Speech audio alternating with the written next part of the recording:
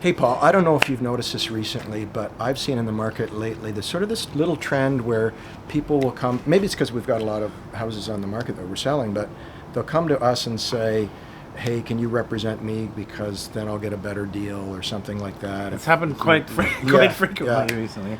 And I think there's a bit of a misunderstanding there of what happens, and maybe, Well, and for our team, like, truthfully, I can't represent a seller and a buyer. That's just not fair to anybody. Yeah. And it's also not fair to other agents and other buyers. So in that case, we'll either get someone in our brokerage or someone on our team to represent the buyer. In that case, Jordan does exactly the same thing. Yeah. I don't want to punish other agents, but, some people do it because they want a double-ended deal and they want to make money, but, It's not the right way it generally works, though. No. I mean, it's very rare that you double-end a deal and it works out, best for both sides. So we always refer internally to somebody who's going to represent. If I'm representing the seller, we're going to have somebody else that's going to represent the buyer and give the best service on both ends. Yep, exactly. It's really important to do that, but it's also important for people out there who think that is the way to do business. It's just not. No, it's just not. Right. I tell that to people all the time. I've just had a conversation with another gentleman today. It said, maybe you're better off to find other representation in that dynamic. Yeah. It can be within our team. I can refer you, what have you, but we just want to make sure that you're properly represented.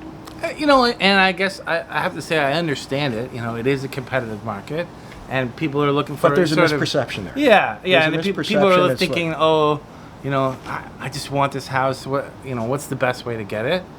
But what we're saying is that your interests are not best served. Well, it's kind of opposite to what we do, though, because often they just come in for one house and they want to put an offer on one house.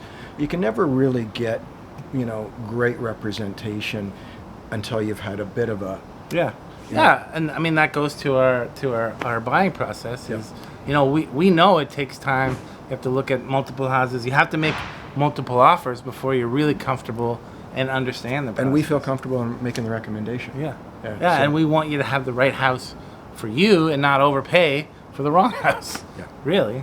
Yeah. And we bring a lot of resources to the table. Lawyers, other people that get involved in the entire process. Totally. Well, even our construction, zoning knowledge, knowledge of areas, knowledge of transit, all that kind of stuff really adds value, we think. Yes, but it's also stuff that we're bringing to the table that other people want. Yeah, so that's true.